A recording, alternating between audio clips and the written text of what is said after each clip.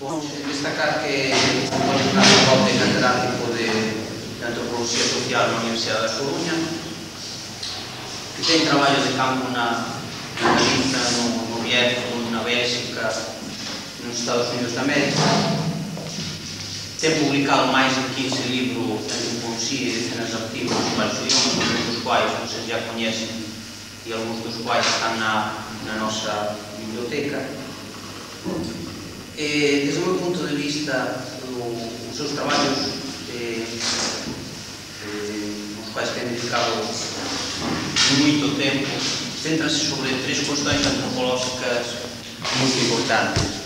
O primeiro, desde o meu punto de vista, a relación entre a antropoloxía, a memoria e a historia. O segundo, a urbanización sociocultural dos espaços rurais. E o terceiro, un terceiro grande problema, ao qual ten dedicado moitos anos, é o papel do patrimonio cultural na construción das identidades.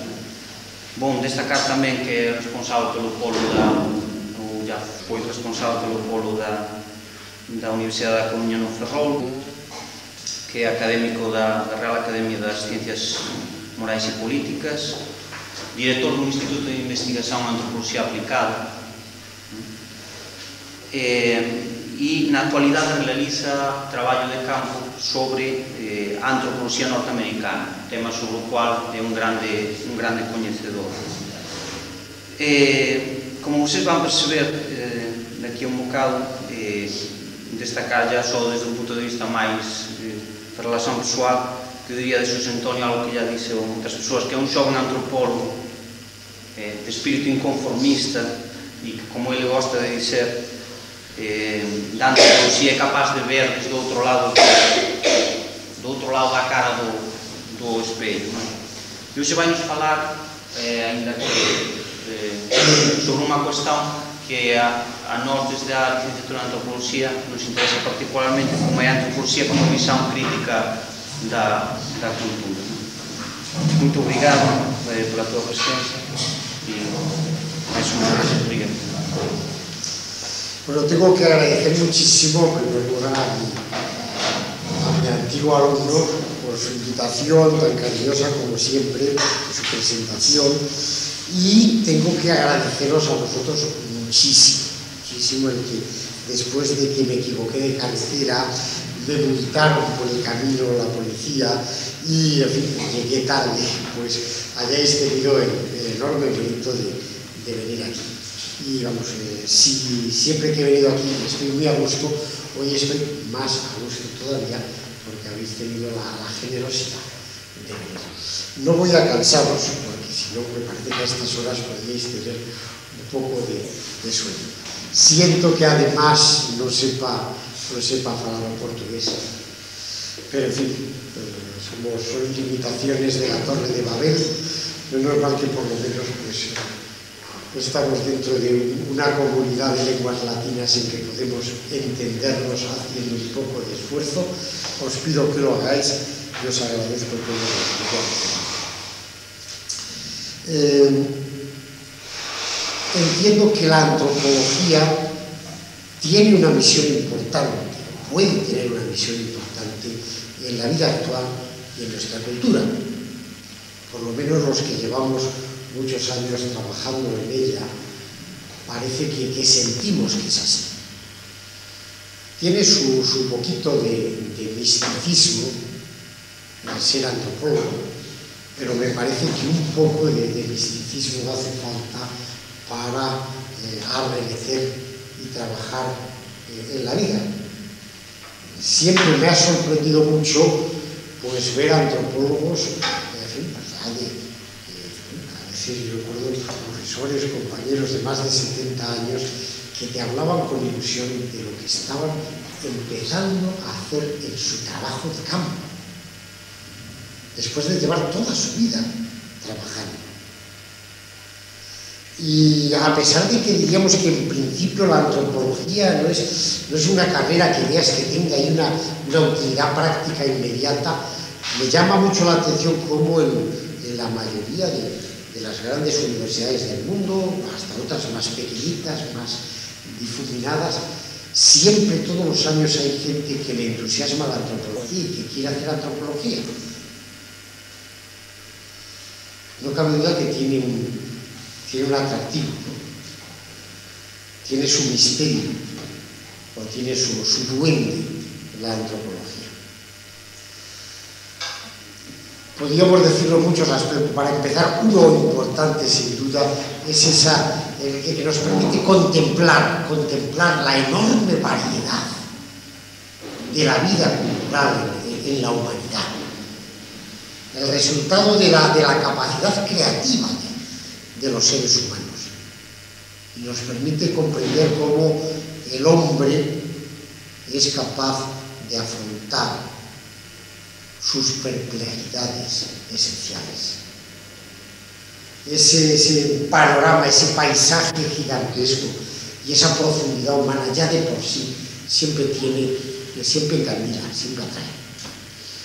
Pero querría esta vez hablar sobre todo de aquello que vosotros, jóvenes estudiantes de antropología en una u otra carrera, creo que podéis hacer teniendo una buena formación de antropólogos. Son un tipo de profesiones las nuestras en que no se da, por supuesto, nuestra valía. En el médico, pues cuando uno está enfermo, pues uno busca un médico como se puede. Cuando hay que hacer un edificio, uno busca a alguien que estudie para que no se nos venga abajo el edificio. Pero cuando se trata de problemas humanos, parece que con un poco de picaresca podemos ir saliendo atrás. Entonces, en un trabajo de este tipo, tenemos que demostrar a los demás que valemos para algo. Por supuesto que nuestro valor pues, no es siempre muy inmediatamente rentable, porque en buena medida el atractivo de la antropología está en que siempre tiene una actitud crítica con respecto al mundo en que vive. Creo que a la larga eso también es vendible, aunque parezca que no, creo que es vendible el que seamos capaces de mostrarnos con una postura crítica. Y voy a tocarlo con algunos ejemplos. Por lo menos los ejemplos en los que, bueno, en mi departamento, con compañeros, exalumnos, hemos trabajado más. Voy a poner algunos de esos ejemplos de cómo entiendo que el antropólogo puede aportar algo. Aportar algo que se basa, para mí, en dos pilares. Un pilar es nuestra visión panhumana, ese tener un panorama de lo que pasa en todas las culturas del mundo, nos da una visión completamente distinta, ¿no? Es la perspectiva de un astrónomo de las ciencias sociales, como decía Lévi-Strauss. Somos astrónomos de las ciencias sociales. Y la otra visión es la que suministra un trabajo de campo de contacto directo, cercano, inmediato con la gente, que nos da una visión profundamente distinta de la que pueden dar otras perspectivas sociales basadas en grandes números, en grandes estadísticas, que parece que hay que subirse a muy lejos para ver aquí. Nosotros tenemos esa cercanía, esa inmediatez. Estos dos puntos de vista básicos del antropólogo hacen que lo veamos todo distinto, ¿no? Como decía ya, cogiendo mi frase que bien conoce Gerardo, que seamos capaces de mirarlo todo por el otro lado del espejo. En vez de mirarnos en el espejo, ver qué hay detrás de él. Y creo que tenemos la capacidad, si lo hacemos bien, de sorprender a los demás. La gente, pues es que no se me había ocurrido nunca eso. Eso es lo que creo que puede apuntar un buen antropólogo, puede apuntar un punto de vista que a nadie se le había ocurrido. Por ejemplo, por supuesto, el tema muy bonito de nuestra tarea es el tema del urbanismo y de la planificación del territorio. Para mí me ha resultado reconfortante, pues cuando, en fin, han leído los libros que hacemos los antropólogos, los han leído arquitectos, ingenieros civiles que trabajan en urbanismo, o cuando te han pedido dar una conferencia, has podido hablar, que la impresión que ellos sacan es decir, bueno, esto es una manera nueva de ver la ciudad. Esto que está diciendo los antropólogos es lo que de verdad es una ciudad. ¿Por qué es lo que es de verdad? Porque ellos están acostumbrados a ver planos de ciudades y están acostumbrados a fabricar edificios, estudiar resistencia de materiales.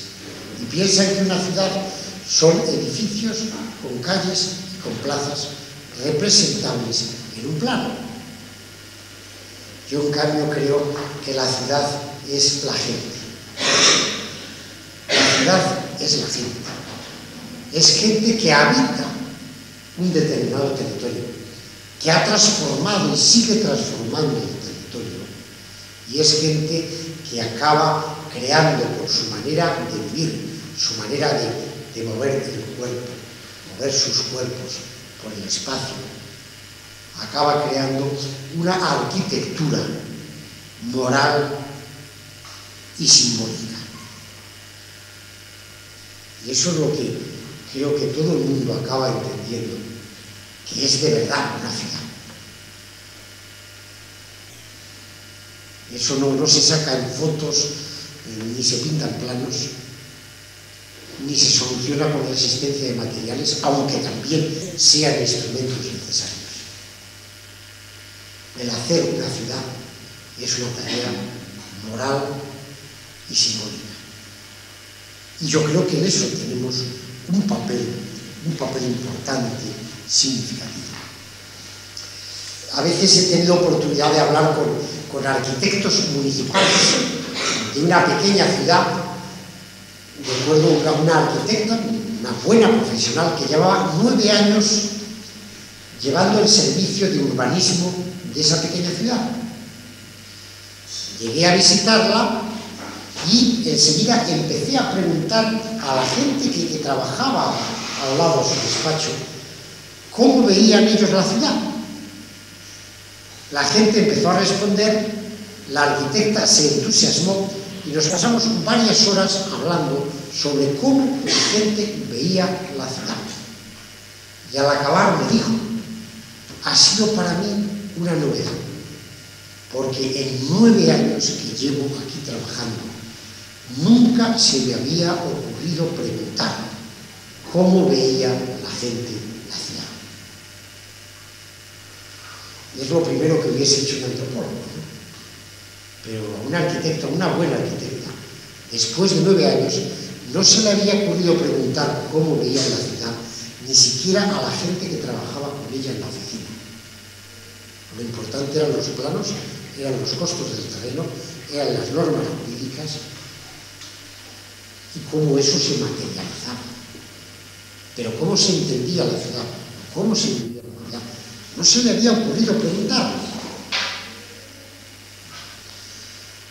Nosotros, en cambio, entendemos que en eso está la ciudad y que eso es lo que tenemos que comprender y descubrir. El atender a la manera de actuar de la gente, a sus valoraciones implícitas, al juego de interpretaciones que sobre ello hacen y que es necesario observar, dialogar intensamente para comprender qué puede ser y qué hay que hacer con la ciudad, cómo se puede acertar con la ciudad. En algunos de los análisis que he hecho, he estudiado planificaciones de arquitectos y de urbanistas que desde el primer momento fueron un fracaso y que luego empezaron a solucionarse gracias a que los políticos del ayuntamiento comprendieron que tenían que hablar con la gente, olvidarse un poco de los técnicos y hablar con la gente. Yo creo que el antropólogo puede ofrecer una perspectiva que difícilmente conseguirá el alcalde, porque él está fuera del juego político y puede aportar una visión que para los políticos puede ser enormemente sugestiva. Otro tema también muy querido por nosotros, el tema del desarrollo rural y la relación del desarrollo rural con temas como, por ejemplo, el aprovechamiento del patrimonio, que aquí pues creo que en Portugal pues estáis en un país en muchos aspectos pionero en la inquietud del patrimonio, que es una importante riqueza, pero donde el antropólogo tiene que aportar en diálogo con los demás también una forma distinta de ver. En los trabajos que hasta ahora hemos hecho, por ahí os traía algunos folletos que estamos publicando y que les dejaré a vuestros profesores, pues estudios hechos municipio a municipio rural, y hablando casa por casa, conociendo a todo. Ay, perdona. No se puede tener profesores indisciplinados, tienen que estar en su sitio.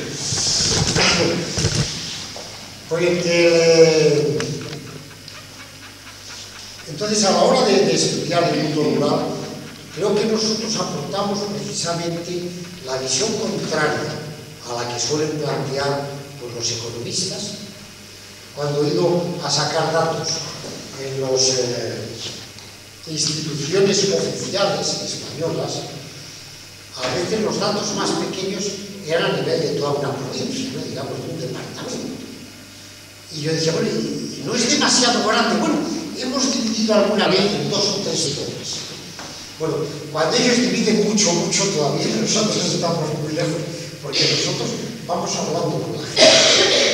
Entonces, lo primero que tengo muy claro que les podemos hablar es que en todo ambiente rural es enormemente heterogéneo. Lo primero que presentamos nosotros es que un pequeño municipio rural es necesario dividirlo en varios fragmentos, porque dentro de un mismo municipio rural puede haber diferencias notabilísimas. Tenemos en los estudios que hemos hecho municipios donde una parroquia, una freguesía pequeñita, tiene pues a lo mejor más de 40 casas que han realizado una modernización y tienen una ganadería moderna. Y todo el resto de las 5 o 6 freguesías más de ese municipio no tiene ni una sola casa que llegue al nivel de la casa que tienen los otros. ¿Cómo se puede planificar todo un municipio en bloque? No hay que planificar atendiendo a los pequeños grupos comunitarios que hay dentro de él. Claro, quien habla solamente de provincias o departamentos, empieza a hablar de miles, de millones, de vacas, de personas, y todo esto se le escapa por completo.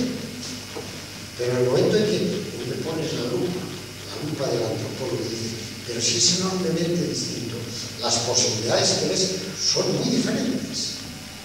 Yo conozco esas pequeñas freguesías donde se han invertido cientos de millones de pesetas en hacer una transformación viaria y una transformación de la infraestructura de la organización de parcelas, que de momento ha supuesto un pequeño impulso, pero los datos que yo tengo ahora, de esta freguesía, solamente 6 casas hicieron una cierta modernización, y de las 6 hay una que espero que los hijos, la generación joven, continúe, y otra segunda en dudas. Es decir, se han gastado muchos cientos de millones de pesetas en la promoción de una casa y como con un poco de suerte de 2. ¿Qué ha ocurrido? Que en esta planificación no se ha pensado para nada en los problemas sociales de las casas.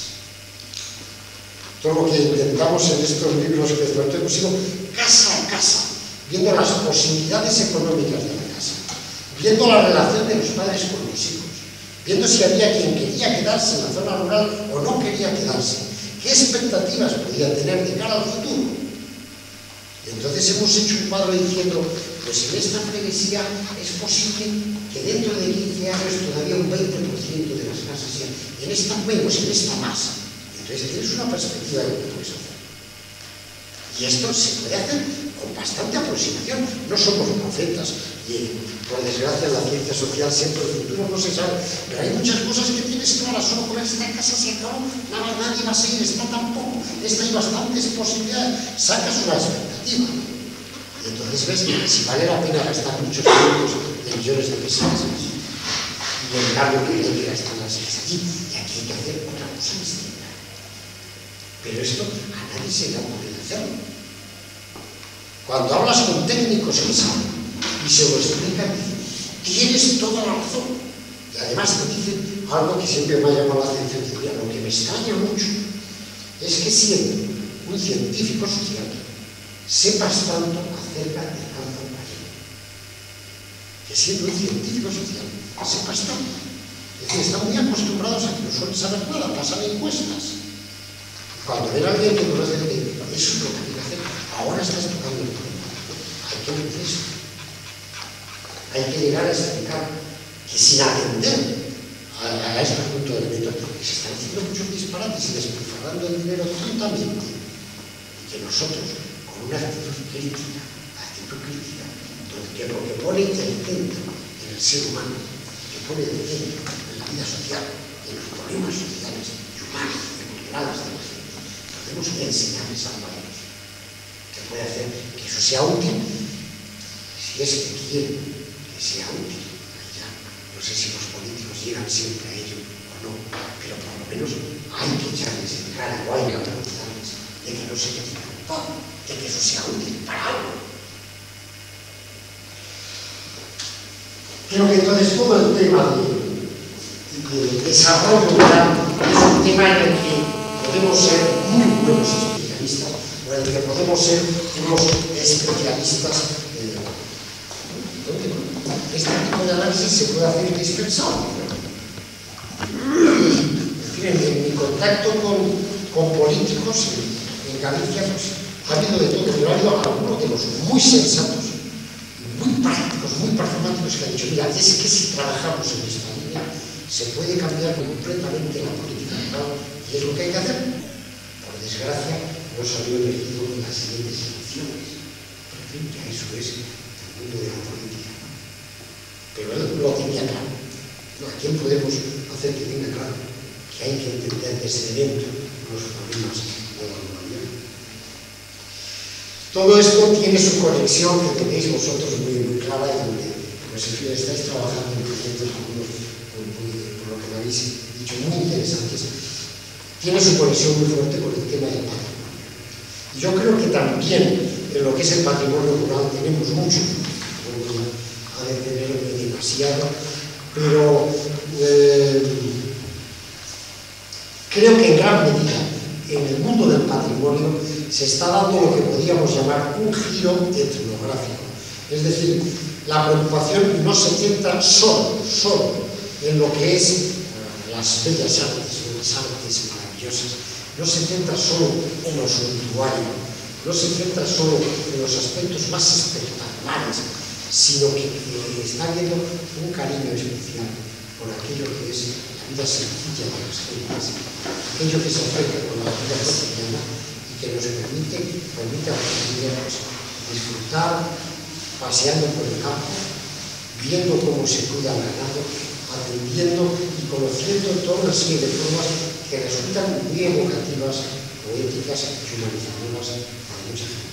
Ese giro demográfico, esa preocupación supone una actitud distinta y que está teniendo un despegue muy importante, al menos en todo Europa.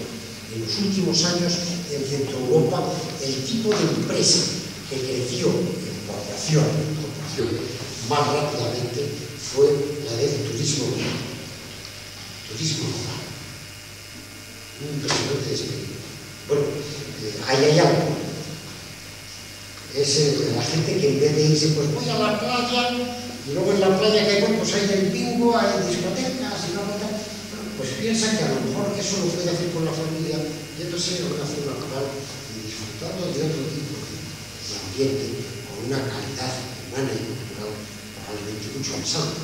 Y algún día interrumpir e ir a ver una ciudad artística bonita también, pero es un día. el resto de los días estamos en el campo, estamos con gente sencilla, viviendo otro tipo de vida y conociendo otra forma de vivir. Esto es un punto muy significativo del que tenemos mucho que decir. Uno, por lo menos, de mis temas predilectos es el que es muy importante en la zona de los aspectos rurales. Es muy importante preocuparse por el interior de las viviendas. Frente a eso, lo opuesto es lo que muchos están criticando como el fachadismo, en que solo importa la fachada del exterior. Mire usted, qué bonita está la pared, usted la piedra, ve, luego tenemos un bosque allá, ya ves usted la foto, bueno, parece que vivimos solo de fotos. Pero claro, cuando se le quiere dar un contenido humano y una profundidad, y se quiere dar una dignidad a lo que es un turismo rural, con una dignidad a lo que son los protagonistas que brindan sus casas a los demás, creo que se gana mucho, se coge un calibre enorme cuando uno se preocupa del interior de las casas.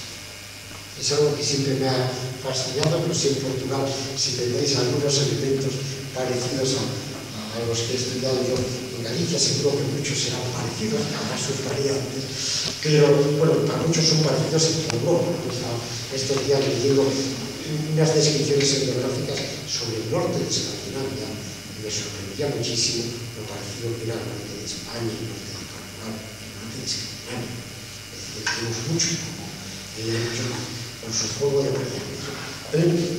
Por ejemplo, en varios de mis libros he descrito la manera de organizar moralmente el espacio en la pequeña casa rural. Uno de los que me gusta mucho, episodios que me gusta mucho, era el parto de la mujer.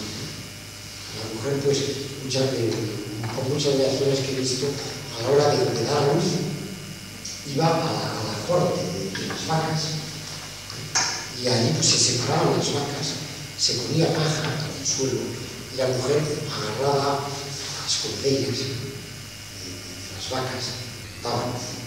Quedaban allí sus quitas, sus impurezas, luego la ayudaba su vecina que había quedado con ella, una partera popular, la ayudaba a ir a la cocina. En la cocina se lavaba el niño, se le fajaba, se le ponía la madre, y entonces iba a acostarse en el zaguán de zoleiro, que es el portugués, zoleiro o celeiro es el gallego, es el zaguán de entrada. Antes de ahí se hacía un lecho de paja. Pero la madre iba a estar 2 o 3 días en la entrada de la casa, en el umbral, con todo lo que el umbral tiene de significación por el niño. Y ahí recibiría las visitas de los familiares y los amigos, que traían unas cestas decoradas con rituales, una serie de características que siempre se reconocían. Entonces venían, llamaban ellas las visitas de paridad, y se veían esas cestas, se regalaba, se guardaba, se obsequiaba, pero estaba 2 o 3 días en el lugar de nada. Y pasados estos días subía al piso, al sobrado, donde estaba el dormitorio familiar con los sábados y días. Allí va a pasar ya los días siguientes para luego ir a la iglesia, pasando primero por la sacristía, recibiendo la bendición del sacerdote y dando un obsequio, y entrando a la iglesia. Fijaros qué recorrido simbólico, ¿no? Qué normativa moral, y cómo cada espacio cobra un sentido especial. Se debo preguntar a muchos si esto les parece raro. No sé si os parecerá a vosotros algo extraño, pero quizá podéis recordar que desde pequeños hemos oído cómo una madre dio a luz a su hijo en el establo de los animales y colocó a su hijo sobre unas hombreras. Es decir, me decía a mí algún campesino gallego, yo nací como Jesucristo entre los animales. Creo que realmente la evocación es buena. Pero todo este mundo está lleno de detalles de este tipo. Si uno pregunta, si uno escucha, si uno busca, acaba encontrando una belleza humana. Claro, el deshacer todo el interior de una casa es perder toda esa enorme riqueza de todos. O la que es la historia de cada individuo, ¿no? Una de las casas rurales que conocemos, que tenemos mucho cariño a la familia, era la casa de un cura que la había comprado él. El cura pues estaba animado con su criada, había tenido hijos que eran los descendientes, y conservaban toda una historia y toda una serie de escritos. Era una casa que tenía pues, una personalidad evocadora que estaba presente en todos los rincones de la casa. Si eso se presenta, si eso se conserva, se está perdiendo una casa pública del mundo. Es una casa influente, porque es una casa que tiene una vida humana, y la vida humana siempre es singular. Si lo que hacemos es unas paredes de piedra con pizarra, hay muchas paredes de piedra con pizarra en todo el mundo, incluida la China. Pero si conservamos la casa del cura Don Bernardo, estamos recobrando la historia de una familia, la memoria de una familia, y estamos presentando una casa única en el mundo, que la gente que viene a esa casa disfruta de la vida y de la historia de una familia que se la brinda generosamente y que dialoga con ellos. Creo que toda esa riqueza hay que ser sensible y hay que buscarla, hay que tratar de encontrarla, pero puedo decir que al menos en el sentido de encontrar en Galicia la riqueza de la organización simbólica es potente y por lo que voy viendo tiene mucho de parecido en muchas zonas de Europa. Hay que buscarlas.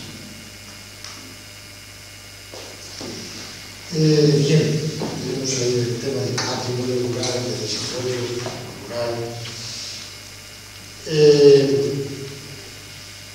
Tendríamos también, parece otro capítulo significativo, importante, entre otros que sería cansados. Y por supuesto el tema de la antropología de la salud es un capítulo que creo que tenemos todas las posibilidades muy ricas que sin duda pues, en clase habéis ido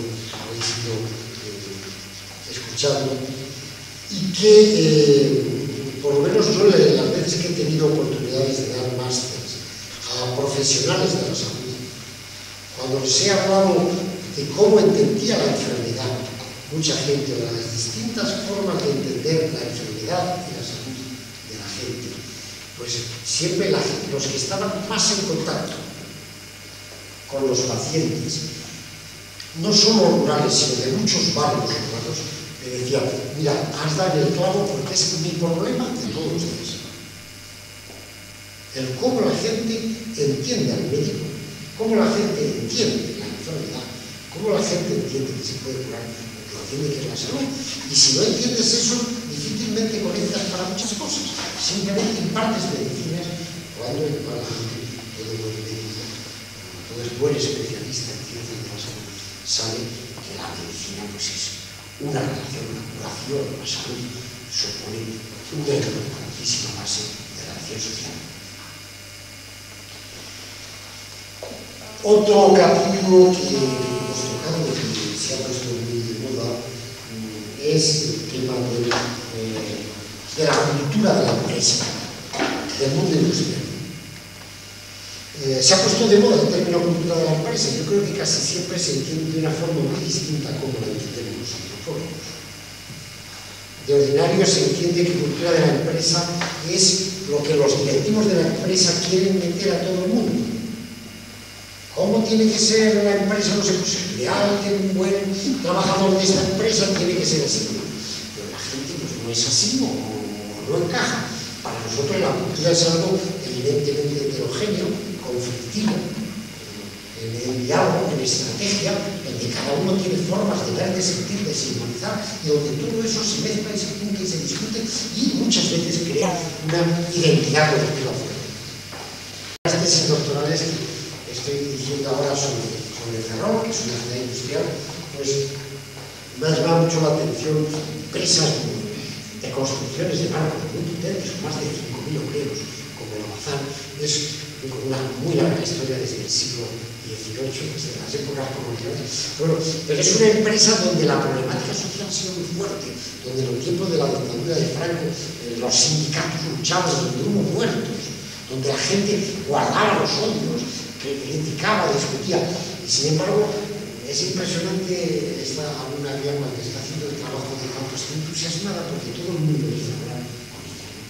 Cuando llegan a hablar tanto el que era un líder sindical antifranquista, como el que era el soprón, que estaba al servicio de los jefes, todos están de acuerdo en que el ser de Bazán es algo muy distinto y que una ciudad como Bazán no se puede entender sin la Bazán, que nosotros en la Bazán, que entramos de pequeños y aprendices, aprendimos a ser hombres de verdad aquí, y aprendimos a ser obreros, y aprendimos a sentir que había que tener solidaridad, aunque hubiese discusiones y aunque nos sintiésemos a veces que llamar a los compañeros, había que seguir siendo solidarios. Y hacen una evocación tan poética, ellos recuerdan cómo cuando eran pequeños, la ciudad de Ferrol no se movía a golpe de campana, como en el campo, sino a golpe de las sirenas de la fábrica. La gente decía, ya sonó la sirena de la fábrica, hay que levantarse. Ya sonó la sirena de la fábrica, vamos a levantarse. Ya sonó la sirena de la fábrica. Y la sirena de la fábrica la que organizaba, como si fuese una campana religiosa, la vida de todo el mundo. Bueno, ahí está. Ahí estamos viendo cómo se puede tener una identidad dentro de tanta conflictividad, ¿no?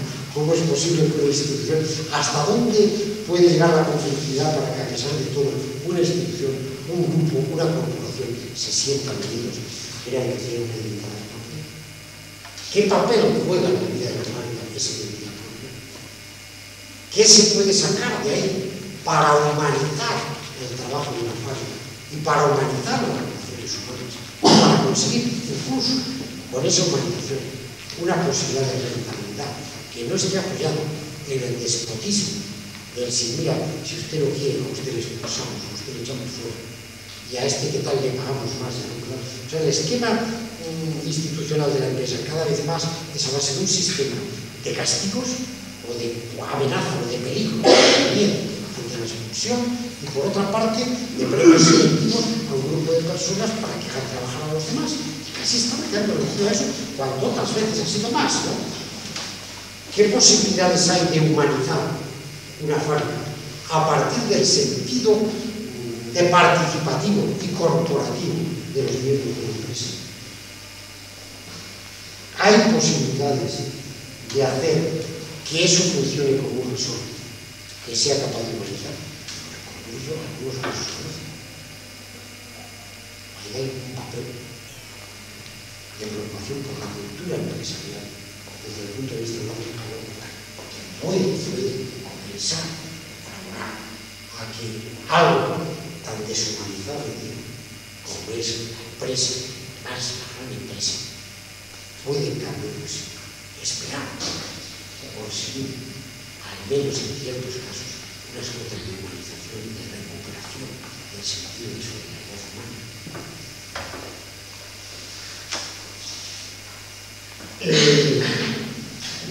tema de la pedagogía, de la antropología pedagógica, el tema del multiculturalismo en la educación, que es el Congreso de Salamanca estos días, es un capítulo en el que se puede aportar muchísimo. Creo que sobre todo a partir de un sentido dinámico de lo que es la cultura y de lo que es la construcción de las identidades colectivas generales. Y de la corrección de un pensamiento dominante, no solo por parte de la mayoría hegemónica, sino también de muchas de las minorías, en que se tiende a clasificar con estereotipos enormemente rígidos y a meter a la gente en esos estereotipos. Y ahí yo creo que colaboramos mentalmente casi todos. Y repensar que eso no es exactamente así, y que caben las posibilidades de dejar una cosa, de pensar que los grupos son mucho más porosos en sus límites de lo que pensamos, mucho más dinámicos, mucho más segmentarios, y con muchas más posibilidades de diálogo y de entendimiento de lo que pensamos. Ya es bastante. Luego, siempre es muy difícil, estos temas todos son siempre muy difíciles, y hay momentos en que a veces parece que no se puede hacer nada, pero creo que hay muchos momentos en que evidentemente se puede hacer mucho, con una visión flexible, profunda, humanista, donde hay que tratar de conciliar los derechos del individuo con los derechos de las colectividades. Los grupos de migrantes pueden plantear sus derechos como grupo, pero cada individuo puede plantear sus derechos como individuo. Y no es nada fácil combinar uno con el otro. Buena parte del secreto es que no se hace. En definitiva, diríamos, pues nuestra tarea siempre supone un proceso de lo que algunos han llamado desfamiliarización. Es decir, en vez de ver todo como estamos acostumbrados familiarmente a ver, como rutinariamente, ser capaces de ver el mundo de una forma bastante distinta a como se suele ver, que resulta que además puede ser una visión mucho más realista, mucho más profunda que como la solemos ver por pereza. Proceso de desfamiliarización en que tratamos de construir tanto los datos que descubrimos en nuestra investigación como los conceptos a través evidentemente de un diálogo con las personas, a través de un esfuerzo por captar un pluriperspectivismo, muchos esfuerzos, siempre metodológicamente, siempre que veis que hay muchos ángulos de vista sobre una misma actividad, estáis empezando a formar gracias a un diálogo en el que antropólogo evidentemente tiene que ser un aprendiz. El método antropológico es un método de aprendizaje. Lo primero, lo más importante que hacemos escuchando es aprender a preguntar, que es lo más difícil. Aristóteles decía que es más difícil preguntar que responder. Pero nosotros lo que hacemos en la antropología es, en vez de llegar ya con las preguntas, ya tengo todo el esquema, ahora meto en mi esquema, no, que me enseñe la gente qué esquema tengo que hacer de investigación. Hay que ir con algunas ideas en la cabeza. Pero el método antropológico, lo que tiene de enormemente dinámico, es que le echa uno abajo los esquemas enseguida. Y si uno está escuchando, uno se obliga a tener que elaborar las preguntas de una forma distinta.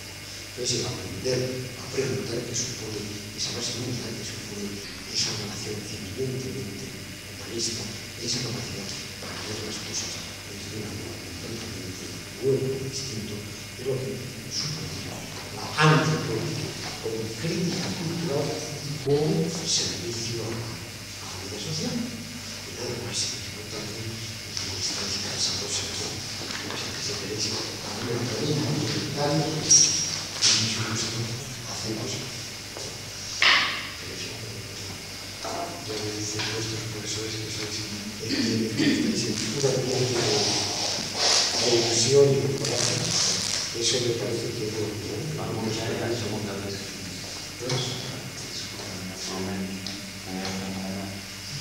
Sí, de antropología aplicada a la realidad que son tipos de trabajos y profesiones que tienen siempre mucho vocacional.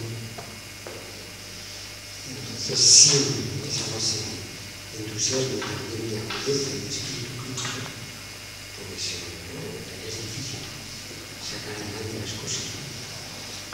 Y entonces, cuando se tiene eso, pues yo sí veo gente que hace bastantes cosas.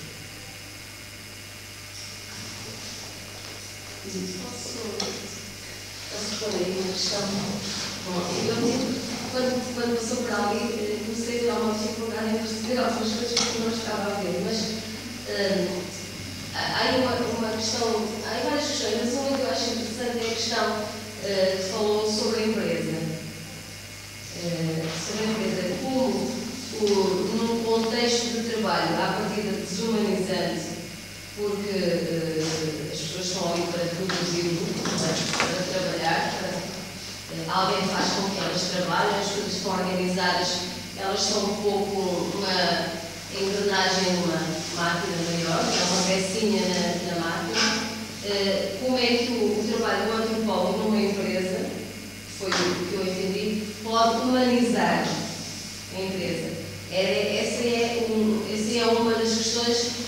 vi que tinha trabalhado numa empresa grande, em que tanto o operário, como o sindicalista, como o capataz, apesar de tudo, tinha um discurso coincidente em relação à questão de sentir a empresa como qualquer coisa onde eles aprenderam a transformar-se em obreiros, em operários, a ser homens, não é? Porque foram para lá de novos e tal. Então, a questão de humanizar uma empresa, o contributo do antropólogo para humanizar a empresa, quando nós falamos em humanizar num contexto desses, falamos muitas vezes, por exemplo, ou fala-se, e eu estou a pensar em alguns dos teóricos da gestão, fala-se em que permitir às pessoas participarem também, mas não foi essa a perspectiva da humanização. A perspectiva da humanização é tornar, percebi eu, e esta é a pergunta, seria tornar possível que o trabalhador, o obreiro, aproprie a empresa, ou tenha um discurso sobre a empresa que faça com que ela também seja um pouco a empresa dele. Como é que o antropólogo, a pergunta que eu não entendi muito bem é como é que o antropólogo, o trabalho do antropólogo pode contribuir para a humanização de uma empresa, neste caso uma empresa? Sí, creo que es difícil. Yo creo que siempre sea posible esa tarea, pero yo entiendo que sí puede brindar las posibilidades de la televisión. Mas percebi que tinha feito um trabalho dentro de uma empresa destas. En definitiva, claro, la verdad que creo que hace de alguna forma es calidad de una mayor participación o una actitud más activa de la gente ante esa situación. No es lo más, no ha sido lo más frecuente en la empresa. Sí ha habido, o hay, desde hace unos 15 años, una preocupación importante parte de algunos empresarios y de muchos teóricos de la empresa con respecto al tema de la cultura empresarial. Sí han tenido en cuenta que llegando a grandes cotas de deshumanización, las posibilidades de funcionamiento de la empresa cada vez quedan más atadas a un sistema muy rígido de premios y castigos que quizá a la larga sea imposible de sacar adelante. Entonces está por un lado la posibilidad de que desde el mismo mundo de los empresarios caigan en la cuenta o comprendan que por ese camino difícilmente se acaba manteniendo los técnicos. Y por otra parte, pues han metido otros mapas y a nivel de niveles más actuales. Claro, esto supone, pues hay dos fases. Una es la tarea de investigación, que es lo que nosotros estamos haciendo. Investigar, pues puedes investigar. Y ordinariamente te lo suelen permitir. Luego puedes utilizar lo que has investigado, puedes sugerir ideas. Es una primera fase. Otra fase ya más activa es ya una relación con la gestión. Creo que si hay sus experiencias y sus cosas valiosas en ese terreno, pero ahí ya sí que tienes que entrar de alguna manera en el titular de la empresa, tienes que entrar dentro de una actuación ya más eficaz. Pero el sistema de fondo a ofertar sería el sistema participativo. Cabe además en el mundo de la gran empresa, lo que es un tema bonito que ahora vamos a empezar a investigar, es sobre el tema de lo que es la atención al consumo como algo simbólico y la atención a la pequeña empresa, de las posibilidades de creaciones de pequeñas empresas familiares, que es una cierta esperanza, ¿no? La capacidad de que la gente joven se ponga por su propia cuenta, sea el empresario en sí mismo, que se ha reducido mucho con las grandes empresas, pero que no cabe duda que es una importante preocupación política y que se trata de subvencionar, de apoyar, de fomentar que la gente joven tome sus propias iniciativas a nivel de mundo de la empresa, que consigue cuando menos una ventaja muy importante, que es la conexión muy directa con los clientes, y que es algo que incluso la gran empresa está cada vez avanzando más. La gran empresa llega un momento que está tan distante del cliente que muchas veces no puede sacar todo el partido que tiene. Muchos de los recursos que algunas de las empresas que hoy día están despuntando está en ahí un producto. ¿Qué quiere el cliente? Y suministrárselo a la gente. Bueno, es una cierta organización del consumo, dar mayor protagonismo al consumidor. Y es algo que, sin duda, a nivel de pequeña empresa, de productos con carácter simbólico, pues puede tener su timón y su cargo. Por supuesto, pues son pequeñas preparaciones de un mundo que no nos sentimos muy capaces de arreglar en verdad. Como no nos sentimos muy capaces de arreglar todo, pero quizás sí seamos capaces de hacer pequeños arreglos a pequeños niveles. Por lo menos creo que caben bastantes cuotas de esperanza en nuestra sociedad. La búsqueda de mayor humanización y protección vertical y horizontal en la gran empresa, una mayor concienciación del papel importante del ser humano con la empresa, incluso su red de vida, y otra cosa es de pequeña empresa en relación muy directa con pequeñas clientes, mucho más buenas.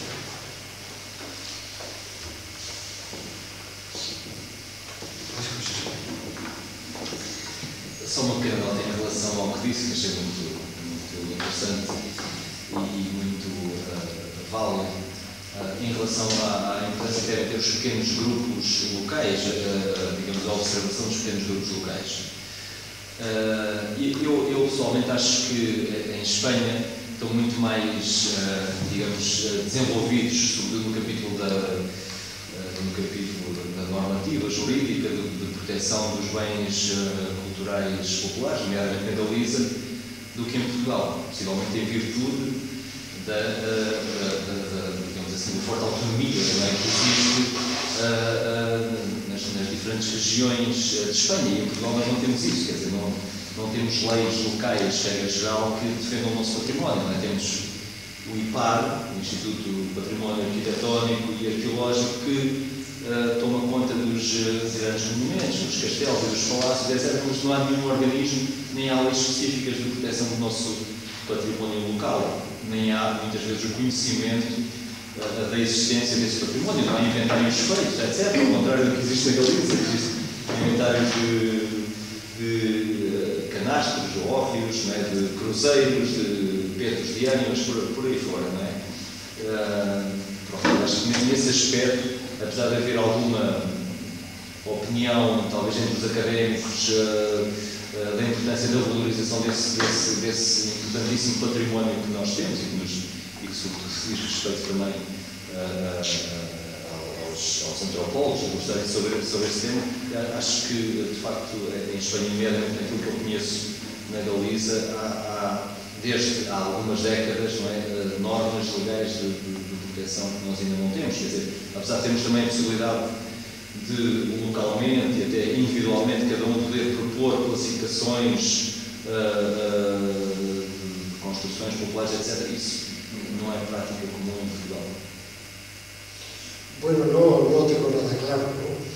Yo he oído a muchos expertos gallegos que consideran que en Portugal se hace mejor. No sé si lo que pasará es que cuando uno va afuera va con un espíritu, ay, mira, parece mentira que nosotros no hacemos, entonces no tengo claro que se haga mejor.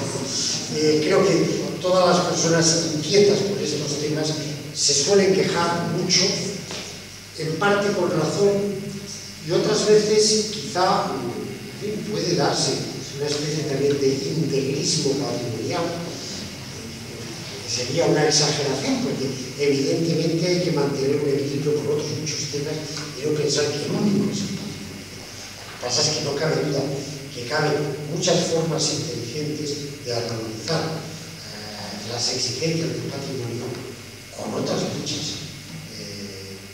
exigencias o necesidades. Y eso hay que descubrir y hay que buscar la solución.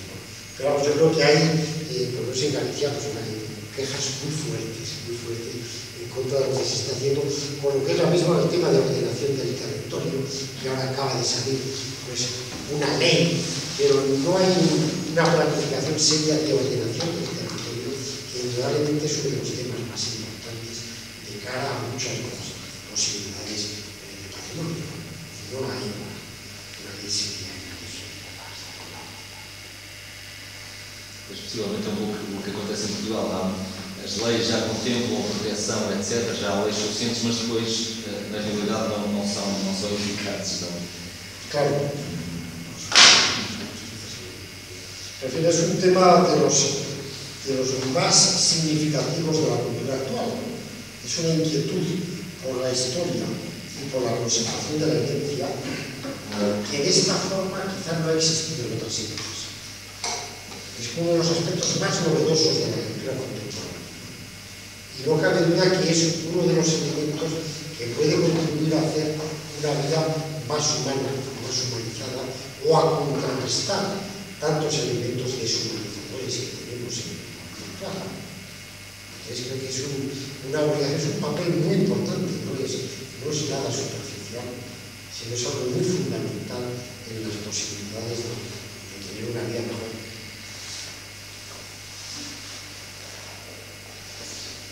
Outra questão que me pareceu interessante foi, se entendi bem, a questão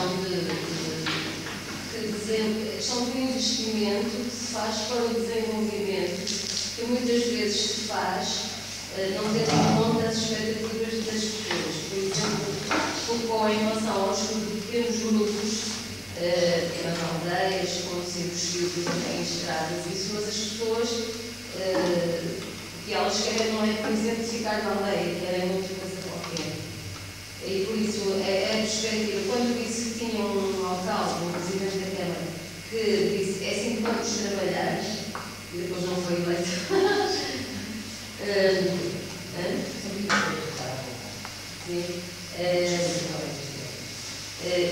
A ideia é trabalhar o desenvolvimento também incluindo aquilo que as pessoas querem para o futuro, as expectativas. É um bocado isso, não é? É um pouco essa a ideia. Portanto, o Paulo pode trazer esses elementos para quem decide politicamente. É este o trabalho que tem feito também em algumas localidades. Sí, pues es un servicio muy significativo, ¿no? Que se puede implementar. Y luego, pues claro, depende. La verdad es que sí es bonito las políticas que algunos municipios están empezando a tener, políticas más participativas y que consiguen motivar a la gente, ¿no? No cabe duda que una de las... Porque isso é interessante, por exemplo, no Brasil agora há um movimento de fazerem orçamentos participativos em que as pessoas, o orçamento, por exemplo, de uma Câmara Municipal é feito discutido com as pessoas, em reuniões, isso. Mas no fundo isso é outra forma de ir lá, mas se calhar até ir mesmo do mais básico, não é? E aí trazer as aspirações das pessoas, não é? Mas eu penso que isso também pode ter algum risco, porque construir um futuro também pode ter tem que ter um componente daquilo que as pessoas querem para o seu futuro individualmente, mas também pode ter, para quem decide, um aspecto de liderança, ou seja, uma visão que pode não ser coincidente, ou seja, quando se fala de desenvolvimento, há aquilo que as pessoas têm como expectativas de futuro para si e para os seus filhos, não é? Que devem ser incluídas, né? Numa visão, por exemplo, desenvolvimento do conselho. Mas também tem que se incluir elementos estranhos, porque se não for assim, talvez o desenvolvimento, talvez faltem aí elementos que levem à resolução de certos problemas, entendo o que quero dizer. Tem que ser, se vamos falar em desenvolvimento, por exemplo, no conselho, tem que se incluir isso, mas não pode ser só isso, não é? Sí, yo creo que de las posibilidades de mejora de nuestra sociedad, uno de los caminos necesarios es el de conseguir una mayor participación de la ciudadanía en las decisiones, ¿no? En ese sentido tenemos una mayor politización, en el sentido de que la gente participe más en lo que se está haciendo y se está decidiendo. Y creo que caben posibilidades importantes en ese sentido. Yo creo que ya he tenido expectativas con trabajos en una forma chica de cómo tú hablabas. En este trabajo no se habla de expectativas de la gente en el futuro de sus hijos, sino de ver cómo está el pueblo y a ver si hay expectativas de que continúe o que se hunde porque el pueblo no se va a hacer. O sea, que no es las expectativas. Sí, tiene que Vai ver. ficar vazio porque, por exemplo, as pessoas já não querem trabalhar na agricultura, No, por la verdad, por el hecho social, no por lo que la gente espera, sino por el hecho social. Es que en esta casa hay 2 viejos solos y no hay más. Es que en esta casa hay una familia en que sus hijos están trabajando en la comunidad fijo y no van ahora al pueblo. O sea, no es la expectativa de lo que quieren para sus hijos, es la expectativa real que hay porque el pueblo se acaba, porque la gente no está, porque la gente se ha ido, porque la gente ha abandonado. Sería principalmente a ver qué podemos esperar nosotros, qué podemos esperar que suceda aquí.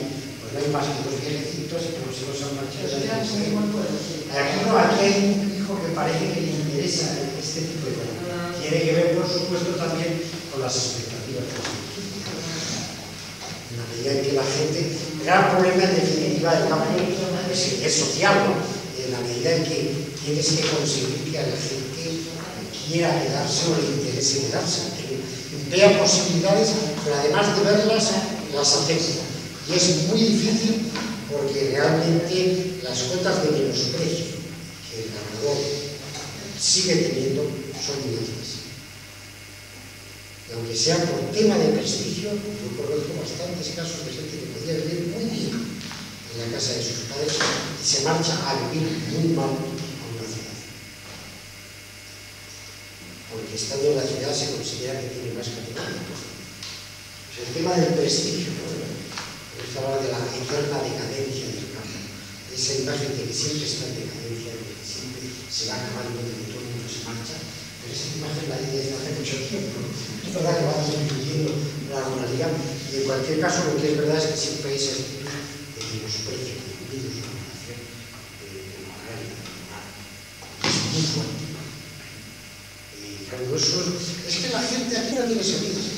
Pues a veces es al revés, que donde no tiene salidas es en la de ahora, las tiene muy difícil, y en cambio en el campo tiene salidas muy buenas. Pueden vivir muy bien, ¿eh?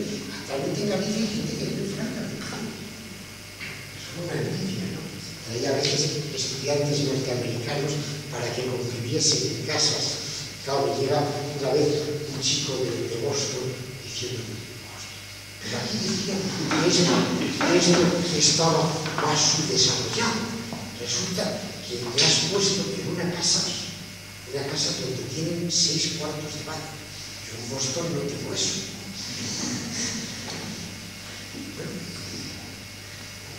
con su ganadería, sus 100 vacas, su producción de queso, su casa de turismo rural preciosa, familias que yo he conocido cuando iban pensando en el desierto y en plena, una ciudad muy pobre, han evolucionado.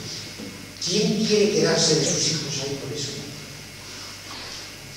Hemos tenido que ofertar, de mira, tú tienes todo este plan, aquí de todo, y te queda redondo el negocio.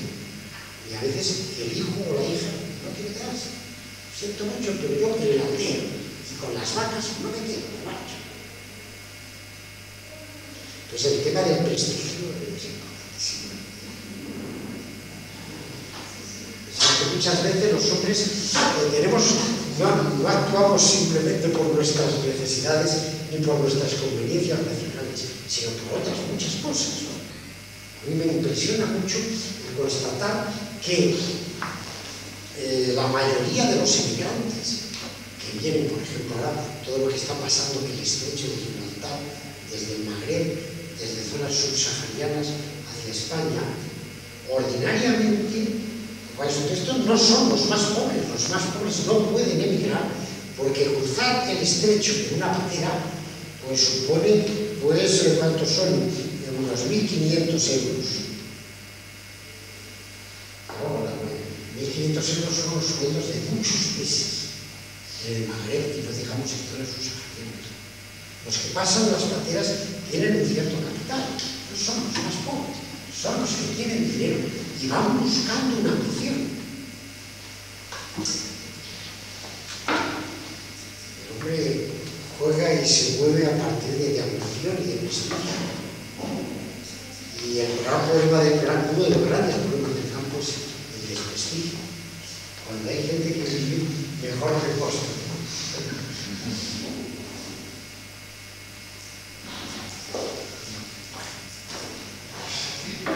Si no hay más, ¿no? No se quiere comentar, yo pienso que no. No sé si quieren comenzar con eso, preguntarles. Os agradezco mucho porque la verdad es que además ya a estas horas y todo esto, creo que estáis en exámenes, tenéis un perfil. Bueno, yo espero que los profesores os suban la nota. Vamos a pedirles. Lo que dices es una ardita, ¿no? Pues nada, que sigáis trabajando con mucho entusiasmo. Cuando hay entusiasmo y esfuerzo, no siempre se consigue el éxito, pero a la larga es difícil no conseguir el éxito. Cuando hay mucho entusiasmo y esfuerzo, a la larga, después de darse muchos golpes, es difícil que no se consiga el éxito. Pues hay que tirarlo.